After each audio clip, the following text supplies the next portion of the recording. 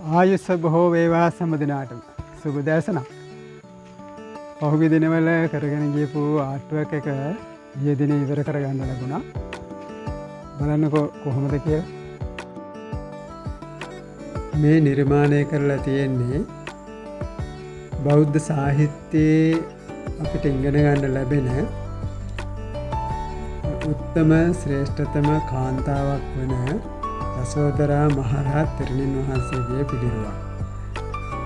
ඉතින් මේ පිළිරුව නිර්මාණය කරන්න මාසයක වගේ කාලයක් ගත වුණා. දැන් මේ ප්‍රතිමාවේ වැඩ කටයුතු නිමා කරලා තියෙන්නේ. ඉතින් මේ පිළිබඳව ඔබේ අදහස් මට ගොඩාක් වටිනවා. ඒ නිසා පහතින් කමෙන්ට් කරන්න ඔබේ අදහස්. බොහොම ස්තුතියි.